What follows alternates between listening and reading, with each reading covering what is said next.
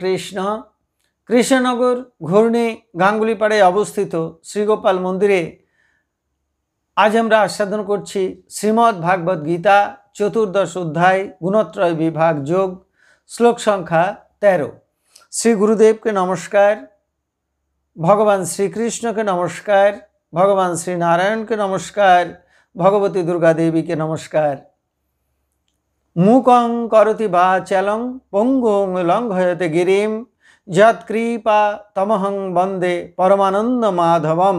এখন আমরা আস্বাদন করছি শ্লোক সংখ্যা 13। অপ্রকাশ অপ্রবৃত্তি চ প্রমাদ মোহ এব চ তমসি এতানি জায়ন্তে বিবৃদ্ধে কুরুনন্দন। এখন আমরা এই শ্লোকটির অন্তর্গত শব্দগুলির অর্থ জেনে নেব। কুরুনন্দন, হে কুরুনন্দন, অপ্রকাশ অজ্ঞান অন্ধকার, অপ্রবৃত্তি কর্মে অনুদ্যম অলসতা, চ ও প্রমাদ কর্তব্যে বিস্মৃতি, মোহ মোহ, এব অবশ্যই, চ ও এতানি এগুলি, তমসি তামসিক গুণ, বিবৃদ্ধে বৃদ্ধি পেলে, জায়ন্তে জন্মে। তাহলে এই শ্লোকটির বঙ্গানুবাদ কি দাঁড়ালো? হে কুরুনন্দন, অজ্ঞান অন্ধকার, কর্মে অনুদ্যম বা অলসতা, কর্তব্যে বিস্মৃতি এবং অবশ্যই মোহ, এগুলি তামসিক গুণ বৃদ্ধি পেলে জন্মে। এখন আমরা এই শ্লোকটির অন্তর্নিহিত ভাব আস্বাদন করছি। ভগবান শ্রীকৃষ্ণ বললেন যে, হে অর্জুন, যখন মানুষের মধ্যে সত্ত্ব এবং রজগুণ দমিত হয় এবং তমগুণ প্রবল হয়ে ওঠে, তখন সেই সকল মানুষের মধ্যে কতগুলি বৈশিষ্ট্য প্রকাশ পায়। তারা অজ্ঞানরূপ অন্ধকারে আচ্ছন্ন হয়, পরমাত্মা বিষয়ে তাদের কোনো ধারণা থাকে না, তারা হৃদয়ে ভগবান থাকলেও বুঝতে পারে না, তাদের মধ্যে বিবেক বৈরাগ্য জাগে না, তারা কর্তব্য অকর্তব্য বোঝে না, তারা কিসে হিত কিসে অহিত তা বোঝে না, তারা দেহকে আত্মা ভাবে, খাওয়া পরা সুখ ভোগকেই আসল কাজ মনে করে, অনিত্য এবং নিত্য বস্তুর পার্থক্য বোঝে না, জ্ঞানরূপ তৃতীয় চক্ষুর উন্মেষ তাদের ক্ষেত্রে ঘটে না। যাদের মধ্যে তমগুণ প্রবল হয়ে ওঠে তাদের কোনো কর্মে উদ্যম লক্ষ্য করা যায় না, তারা অলসভাবে নিদ্রাতুরভাবে সময় কাটাতে চায়, কোনো নতুন কাজ করবার প্রবৃত্তিও তাদের জাগে না। যারা তমগুণ প্রধান মানুষ, তাদের একটি বড় বৈশিষ্ট্য হলো কর্তব্য কর্মে বিস্মৃতি। তাদের যে কাজগুলি অবশ্য করণীয় সেই কাজগুলি ফেলে রাখে বা সে বিষয়ে উদাসীন হয়, কর্তব্যকর্ম বিষয়ে তারা অসাবধান হয়। যারা তমগুণ প্রধান তাদের আরেকটি বৈশিষ্ট্য হলো মোহ। তারা সত্যকে সত্য বলে বুঝতে পারে না, তারা সত্যকে মিথ্যা ভাবে এবং মিথ্যাকে সত্য ভাবে।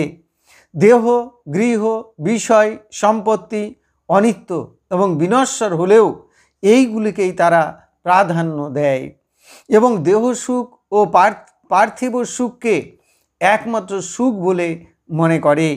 আত্মা অবিনাশী অবিনশ্বর হলেও সে কথা তারা বুঝতে পারে না, আত্মার সন্ধান করে না। তারা স্ত্রী পুত্র ধন সম্পদ যা পৃথিবীতে আসবার সময় সঙ্গে নিয়ে আসেনি এবং যাবার সময়ও সঙ্গে নিয়ে যাবে না, তাতেই মগ্ন থাকে, তাকেই নিজের বলে মনে করে। ভগবান এই শ্লোকে সেই জন্য বললেন যে তমগুণ বৃদ্ধি পেলে অজ্ঞান অন্ধকার উদ্যমহীনতা প্রমাদ মোহ এইগুলি জন্মে। তাহলে এতক্ষণ আমরা চতুর্দশ অধ্যায়ের গুণত্রয় বিভাগ যোগের 13 সংখ্যক শ্লোকটি আস্বাদন করলাম। আমি শ্লোকটি আরও একবার পড়ছি। হে কুরুনন্দন, অজ্ঞান অন্ধকার, কর্মে অনুদ্যম বা অলসতা, কর্তব্যে বিস্মৃতি এবং অবশ্যই মোহ, এগুলি তামসিক গুণ বৃদ্ধি পেলে জন্মে। এখন আমরা শ্রীমদ্ ভাগবত গীতার মাহাত্ম্য পাঠ করছি। শ্রী ভগবান উবাচ গীতা নামানি বক্ষ্যামি গুহ্যানি শৃণু পাণ্ডব কীর্তনাৎ সর্ব পাপানি বিলয়ং যান্তি তৎক্ষণাৎ গঙ্গা গীতা চ সাবিত্রী সীতা সত্তা পথিব্রতা ব্রহ্মাবলী ব্রহ্মবিদ্যা ত্রিসন্ধ্যা মুক্তিগেহিনী অর্ধমাত্রা চিদানন্দা ভবগ্নি ভ্রান্তি নাশিনী বেদত্রয়ী পরানন্দা তত্ত্বার্থ জ্ঞান মঞ্জুরি ইতে তানি জপ নিত্যং নর নিশ্চল মানসঃ জ্ঞান সিদ্ধিং লভে নিত্যং তথান্তে পরমম পদম হরি ওম তৎসৎ। এখন আমরা ভগবান শ্রীকৃষ্ণের চরণে প্রার্থনা জানাচ্ছি।